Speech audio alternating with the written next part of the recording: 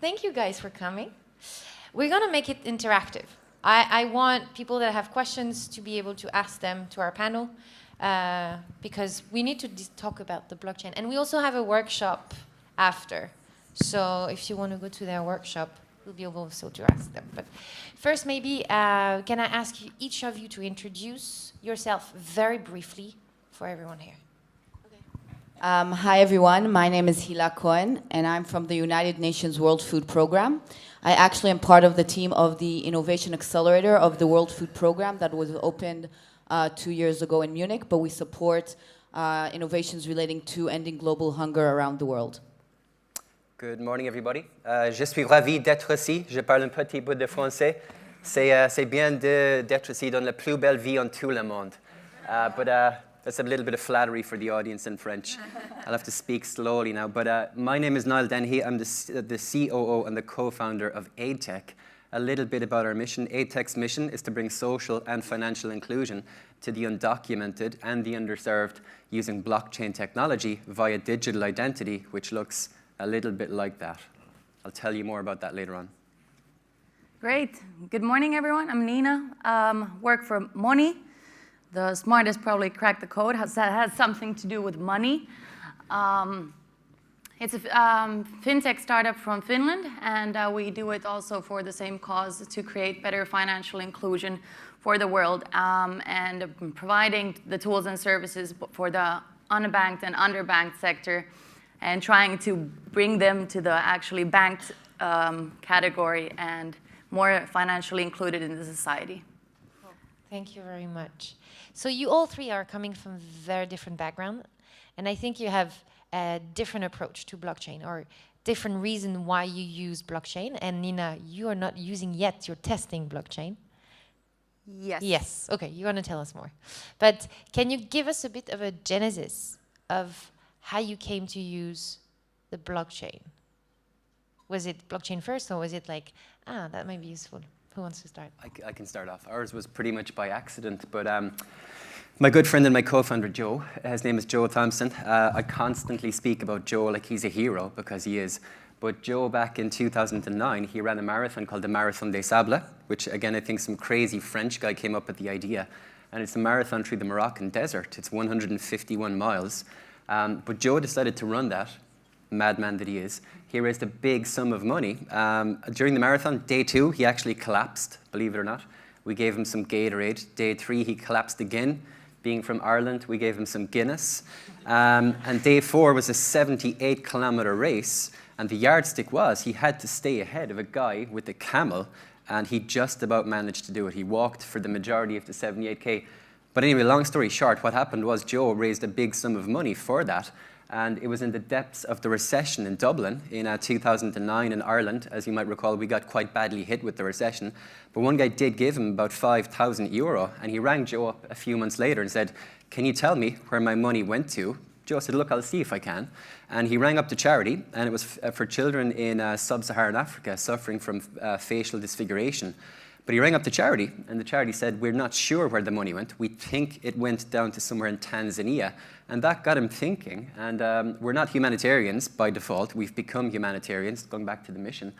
But effectively then we had this idea. Joe was doing a thesis on distributed ledgers, blockchain technology in Dublin.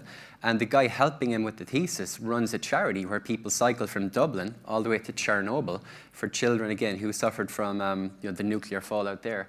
And he said the real innovation with this blockchain technology is the transparency that it can bring. And we thought then about the experience that we had, kind of by accident, with stuff going missing. And we looked at a big industry called aid, and we looked at aid, and we met with Ban Ki-moon recently from the UN, and he said that 30% of ODA, which is of overseas development assistance, goes missing each year. And the reason we call the company AidTech is because you've got FinTech, you've got Clean Tech, you've got Health Tech. And again, we thought, look, let's try and bring transparency to AidTech. And I won't go on too much longer. I don't want to monopolize the conversation. But then we had this idea. We would go back to the same guy who gave us the money. We said, we can prove to you, we're after developing a technology which is based on blockchain, that we can prove where every single cent of the money was spent. So then we approached the Red Cross. If you can carefully see there, I have a little card with the Red Cross in Dublin, their logo on it. And we said, look, we'd like to go somewhere really difficult to do a project to prove that we can track where every single cent of the money is going. And they said, would you fancy going to Lebanon with Syrian refugees to give them this card, which is effectively a digital identity. That's what we discovered. And they could then use this in a shop to obtain goods, make it traceable, and that means then that the donors who gave money can see where the money is being spent. But really, we would see this as an enabler for people using the technology and giving people dignity over it, then controlling their identity. But there's about 2.4 billion people in the world right now. A lot of them would be refugees without an identity. So we think blockchain, and I'll stop speaking now, the real good use case for that is digital identity. And that means then you can not only help get aid and goods to people, but you can also help people help themselves and give them this identity, allow people to create applications, hopefully as part of the Techfugees ecosystem, to work with the digital identity. That is the genesis story of AidTech, by mistake, by chance, and that's why I'm here today. So our journey was a bit of a mix. So on one side, as an innovation accelerator, we follow the tech trends, right? So we were hearing about blockchain already in 2015. In 2016, it was even more and more, in all the tech journals like TechCrunch and all the trends for 2016. So we were already looking into it. But then we actually had one of our finance colleagues, so one of our accountants in our treasury unit, coming to us and saying, I want to see how we can use blockchain for our cash activities. And so it was a joint journey for us as an accelerator, together with one of the finance experts in our organization, to try to see how blockchain can be relevant for us and to see how it can actually solve a problem. And I think that's always a focus for us. What is the technology solving, not why is it a buzzword in itself. So, and that's a joint journey we did with one of our colleagues called Human. So it started with, he came to one of our boot camps, then we started doing more and more research about it, and then we started pilot, which I'll tell about more in a few minutes. Yeah, we also started in a way that, like you said, not technology first, but value first. We did a pilot project with the Finnish government so that when there came a lot of refugees to Finland, they were having this problem of, okay, how are we going to handle all of these governmental benefits? How do we pay people? And that started our collaboration with the Finnish government and the immigration service. In a few months, we got together a customized version of our product. We have a prepaid MasterCard. And then a smart account that we provided for these refugees where they could then receive their governmental benefits. Great. Was really good pilot projects that we did with that. If we start that was a very big thing for them then to get jobs, because in Finland, if you don't have a bank account, you can't receive your salary. So you can get a job, but you can't really get paid. So that was the first thing. Then we went into actually refugees getting paid their salaries to their accounts, more integrated into the society, working taxpayers, effective force of the society. And what we're doing now is then going even further ahead, trying to think what are the real problems next upcoming for the refugees. Identity is a big thing. They not necessarily have the passports or the same kind of local credentials that they use for authentication, online authentication, or verifying their IDs. So here jumps in blockchain. We're doing now a prototype on an Ethereum-based U-port where you can basically go to the reception center with the reception center officer, create this digital passport for yourself that then you can use as verification for signing up for different services.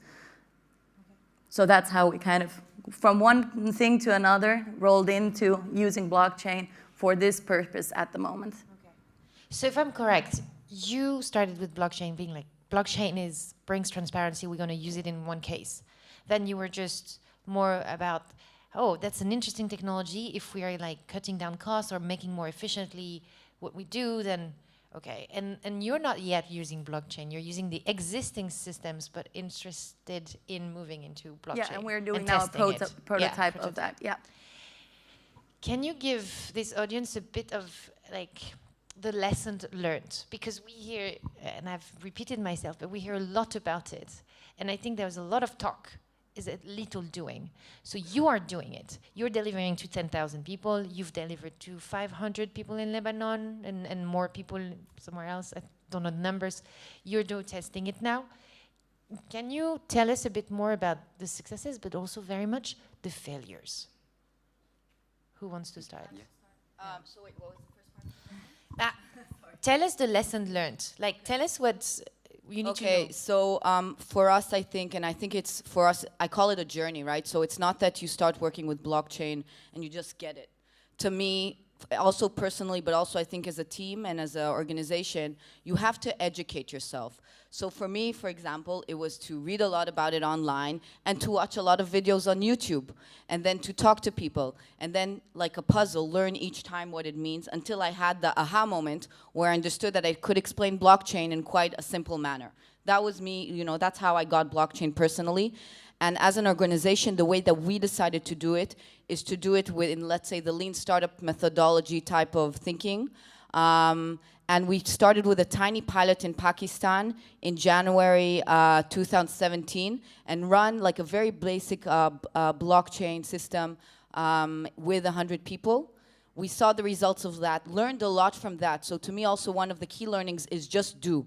So don't write maybe long concept papers, but just test the idea that you want to do and find a simple way to do it. And then in this year in May, we decided to start our first pilot in Jordan. And we're serving more than, we started with 10,000 refugees. And that was our first pilot. We found the startups that we wanted to work with and started running it in a refugee camp in Jordan. And now in the past 5 months, we've done more than 1 million worth of transactions on our internal blockchain. Right now, it's a private blockchain, but let's say the vision is that will be expanded.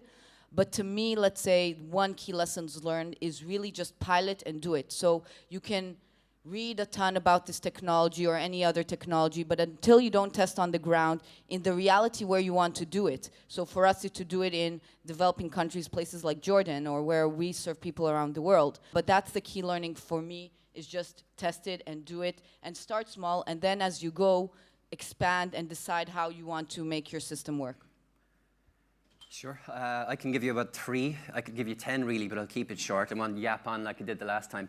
But there was 3 key things that we learned really from day one. And again, like Ila says, the key thing is to go out and do it. But what we did at the very start was we created our own cryptocurrency. And we looked at cryptocurrencies back in around 2012 when Joe was doing the thesis. And the thing about a cryptocurrency, as most people here would know, is that it can oftentimes fluctuate in value. It goes up and down. So we naively thought we could create a cryptocurrency that wasn't subject to these wild swings and marketeers and miners and speculation. So we created a currency back around 2012, and we called it the Thaler. We were involved with a really smart guy, and he told us the most stable currency that has ever existed on the planet today was a currency that existed in the Austro-Hungarian Empire back around, I think, the 16th century. And it existed for a really long period of time unbroken. And very few currencies, even the US dollar, has been around that long. So we thought we could do that, and we could act like a central bank. And we could basically, if the price went up, we could try and stabilize the market. Because if you think about the case, and it's not just for refugees, but if a refugee is using a currency that you give to them, or anybody for that matter, and you're giving it to them via a digital identity, one day he or she may be able to buy enough products to feed the family for 3 days. But if the next day, if that currency is worth 1/10 of what it was the day before, you know, you might get a loaf of bread if you're lucky. So we realized, look, we can't really do that. I'll tell you how we overcame that shortly. The second one then, and maybe it's something that I should briefly speak about here today, is to try and educate people what blockchain is. Why is it needed? So for example, we reached out through a contact in the Red Cross to the International Federation in Geneva. And we said, look, to be really influential with this, you're going to need partners to do it. We're a small startup. So what we did was we spent 2 weeks in Geneva with the International Federation of the Red Cross.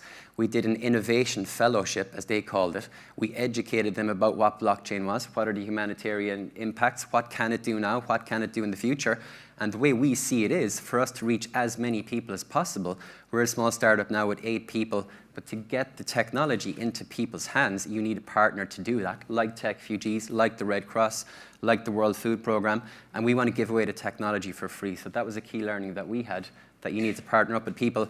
And again, telling people what blockchain is, and the way I would sum it up is blockchain is a system of trust. It's decentralized in nature, and think of it like an Excel spreadsheet. You've got a few columns in it, you've got a debit, you've got a credit, you've got the total. We've tagged on some additional information to that. That can be somebody's identity while allowing them to keep that. But again, it's decentralization that you're selling, and the trust that that brings. And that's effectively what blockchain is. But I could go on about 10 different things, but from doing it hands-on, they are the key things that we learned, and we're still learning every day. What to add? Yeah, I think that blockchain and these new technologies are kind of like new babies, that they come and everyone is super interested about it. What can it learn? What's going to happen? Which direction is it going to go? There's a huge potential, but it's still in kind of baby shoes. And what we've learned is to play with them, play with those babies, if we talk. Play with them, test it out, think about what could the values be in the actual end user's life.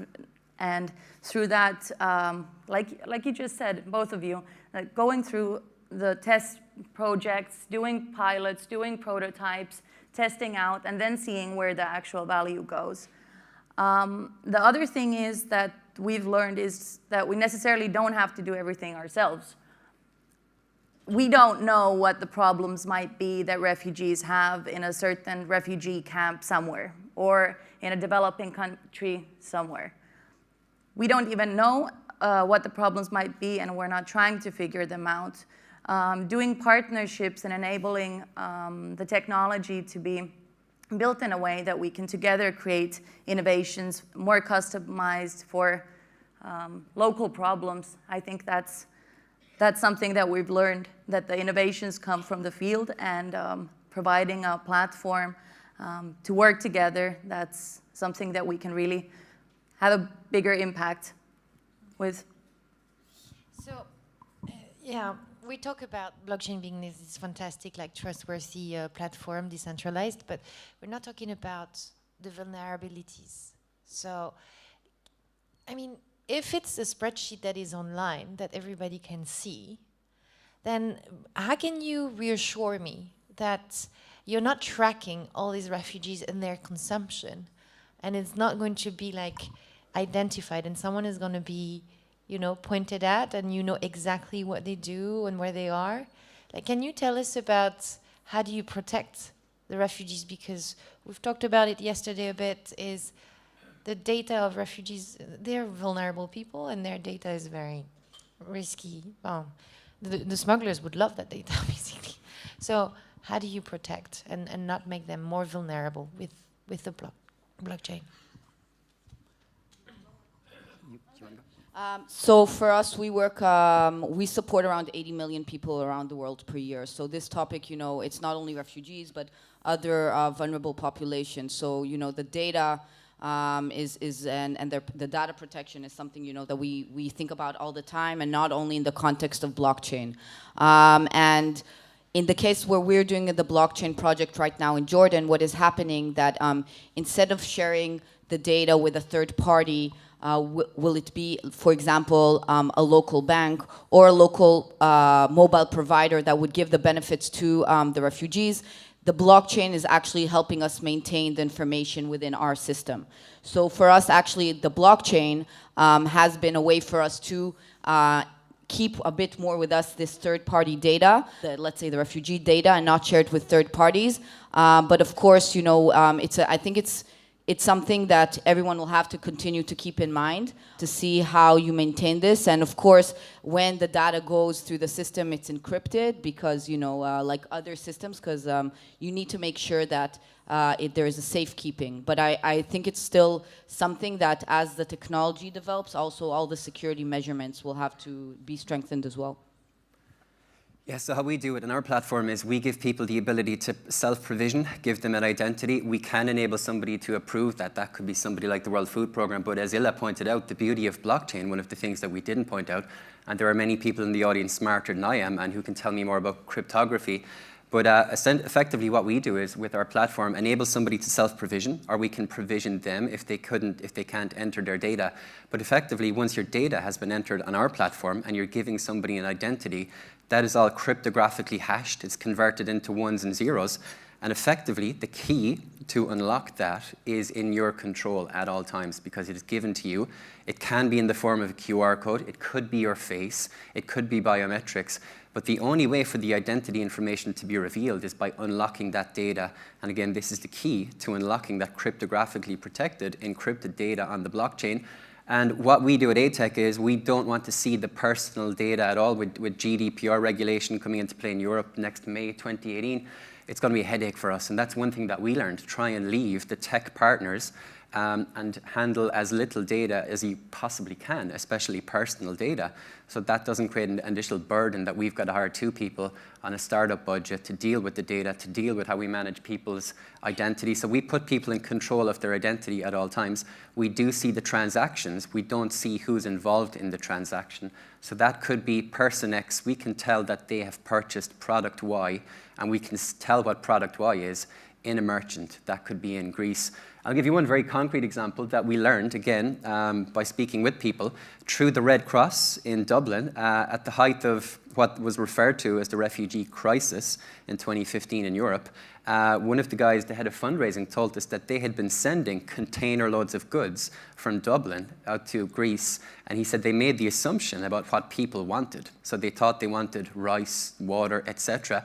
But he said, with the system that we have here, what you can see is what people are consuming on the ground in real time, not necessarily who they are, but you can see what the demand for the products would be. And effectively then, that would enable people like the Red Cross, like NGOs, to improve their supply chain by analyzing the data, which is tagged to somebody's identity, but at the same time, the identity can be protected. So another use case of blockchain, because of the data generated, and this boils back to our mission about social and financial inclusion, you can generate data on areas and people who were never reached before.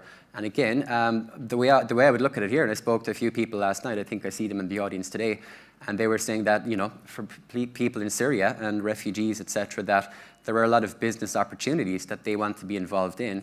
And again, if you let people control their own data, who's to say in the future, we haven't figured it out right now, that that may not be something that that individual chooses to monetize or to, you know, pool all that data together to enable the betterment of people in that society. We haven't got there yet, but we're thinking strategically in that direction with all of the identity information, but it's protected at all times because of the, you know, the cryptography that backs up the blockchain.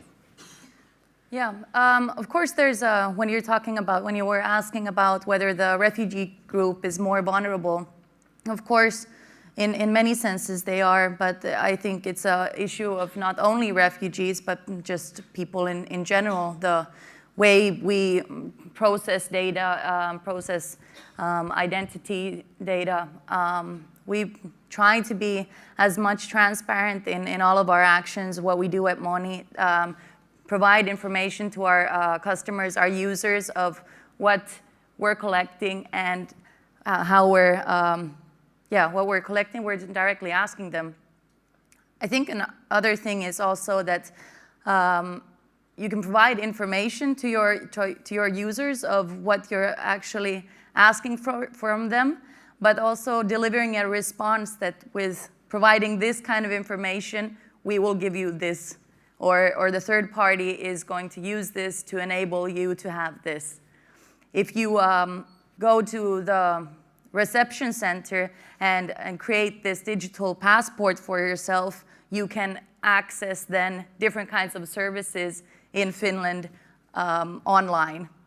Huge value in providing the trade for that data and information.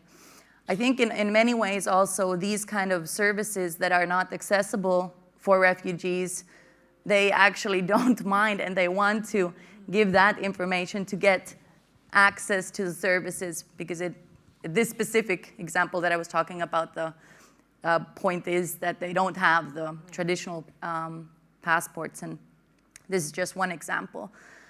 But asking them, talking to the users directly, of course, there's a lot of information that we can also use on an anonymous way, that it's not, the information isn't directly connected to you as a person, or anything that can put you as, can connect you to that information. It's just a guy doing something somewhere that helps us develop our product and services further on. We try at Money to treat everyone in the same way, because that's very core to also our vision and our mentality, the financial inclusion thing. So we don't want to put that, okay, refugees have to be handled in a different way, then we have students that have to be handled in one way. And of course there are differences, but in general, taking each of these topics as in how people should be treated. Okay, thank you. We're going to open for questions. We don't have much time, but let's take maybe 2 questions or 3. We have there. Okay, we have 3 questions. Bam! I heard very well all your arguments for using blockchain.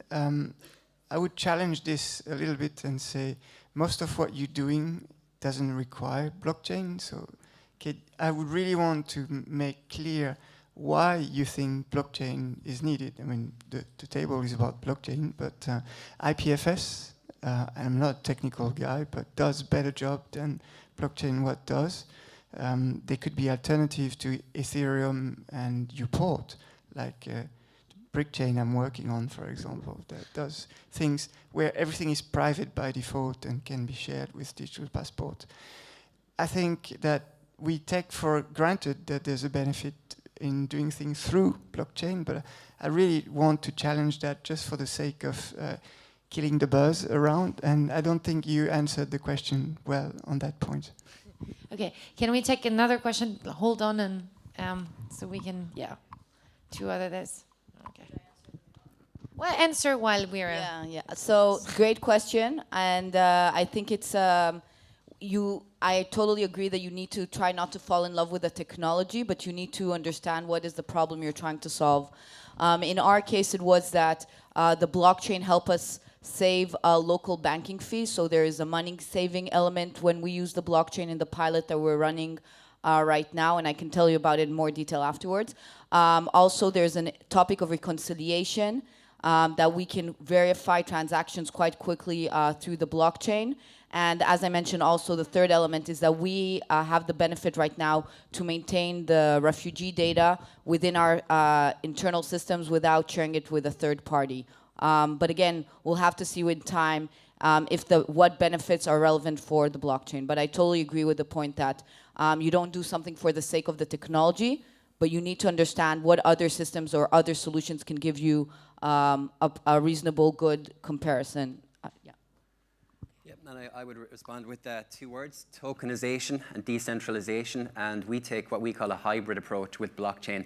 And again, we only ever use it if we believe it does add value. But the way we believe that it does add value is if you want to represent any real world item, for example, we talked about aid, making that transparent, you can create a token which can easily be transferred and can be easily traced on the blockchain rather than a database. But what we do with our platform is, rather than just having everything on a database, which you could do, we try and take advantage of the private ledger model and the public ledger model. So what we do, without getting too technical, is we can send a record of the transactions that happen for a defined time period from our blockchain internally, which can allow much higher transactions than you would get with something like the Bitcoin blockchain.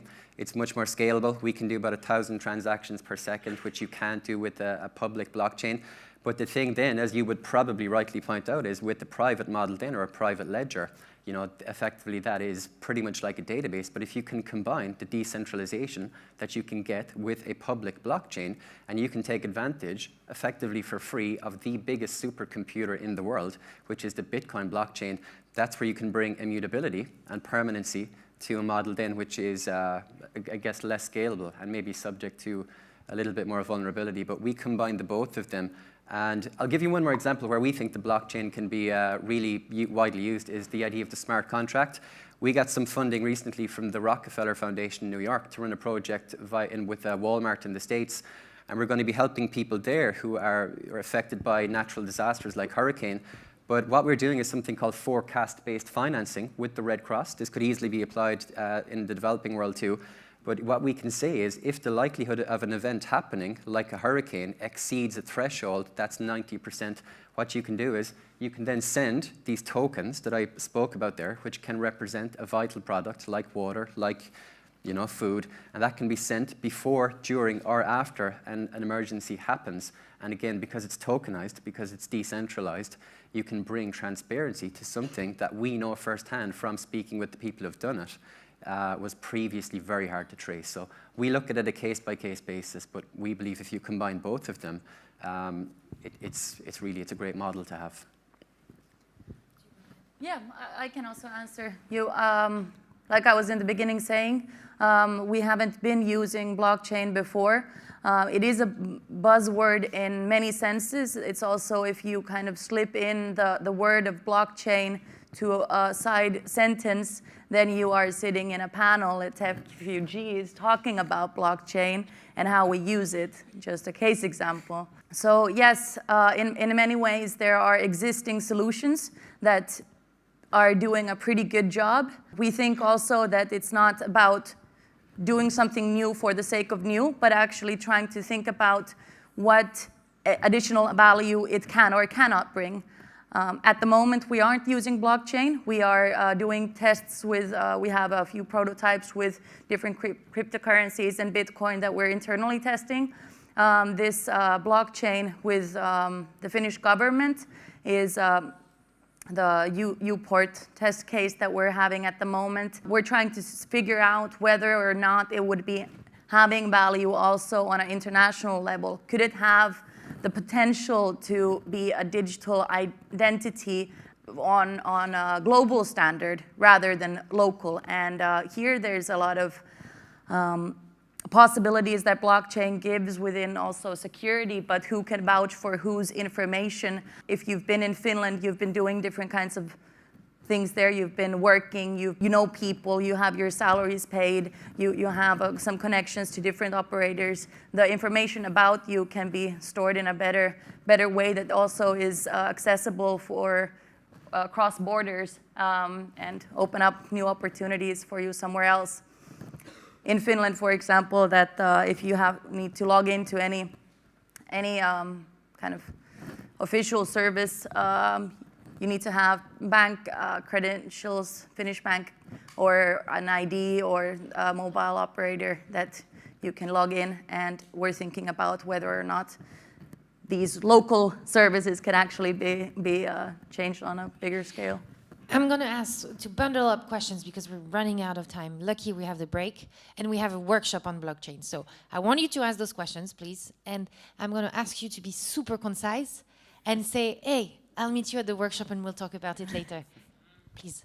So it's my understanding of all three of your projects that they are, the identity security aspect of them is all still centralized. You're based in a centralized database, whether it's the World Food Program, AidTech, or the Finnish government. For the sake of data identity, how do you guys see yourself moving towards a true decentralized system where the identity belongs to the refugees and not to yourselves or the organizations that are deploying blockchain? Very good question. For us, let's say we first want to understand how the blockchain works, and that's why we focused on one topic. But of course, the topic you're mentioning is something we'll have to look into the future. So I don't have an answer yet, but we're starting to think about it already. Yeah, I would echo some of that. We've signed a partnership agreement recently with MasterCard, and they're working on a global standard for identity based on a blockchain system. I can't say too much about it, but it's something that we are looking at doing actively right now. We haven't got it all figured out, but it is something that if you think about what we're doing from the decentralized model, combining it with the decentralized, I think everybody wants to get to a stage where you can have a decentralized model and it's not subject to mining and speculation and cryptocurrencies going up and down. And there are a lot of technical projects afoot to do that, but we haven't got it figured out yet. We're looking at it actively, and watch this space. I'm sorry to say, but I have the same kind of answer. We're looking into it and doing our best to figure out more. Last question.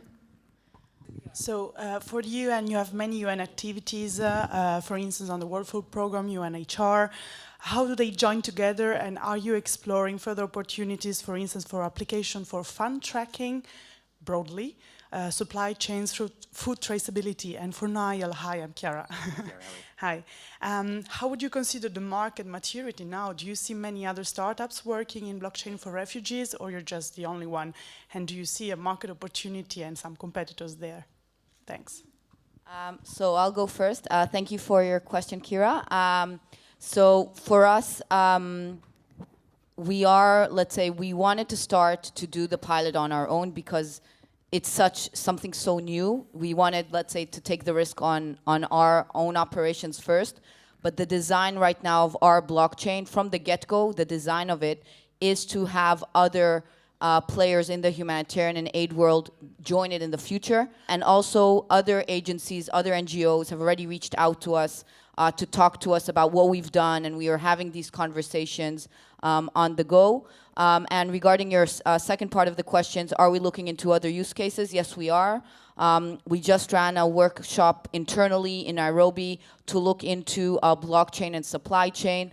But for me, and I think for our team, is we want to get the core strong before we go all over the place. So I think it's going to be a step-by-step process because that's, let's say, the way we believe that it should flow. Yeah, buongiorno, Chiara. Good to see you again. So for us, market opportunities, we believe we're not just serving refugees, probably like money in this case. And we believe in creating technology. This sounds really aspirational, but that can be used by anybody. It could be used by a refugee. It could be used by the man on the street. But going back to the point I mentioned about the tokenization, we're focused on a few different areas at the moment. Remittances, welfare, aid, donations, all of these can be tokenized. These are services that can be availed of by anybody with a digital identity. So for us, the market opportunity is that we can reach refugees with the technology that we have, and it may be ideal to give somebody an identity if they're lacking that one at the time. But we're not just focused on helping refugees solely. But again, if you go back to the mission of what we're doing, it's social and financial inclusion to the undocumented and the underserved. There are about 2.4 billion people in the world like that, of which refugees would be a part. I know to keep it succinct, but we're not just focusing on refugees. I think that there are several very good solutions out there looking at the same kind of problem in very different perspectives. And some are direct competitors, of course, but some are parties that we want to collaborate with.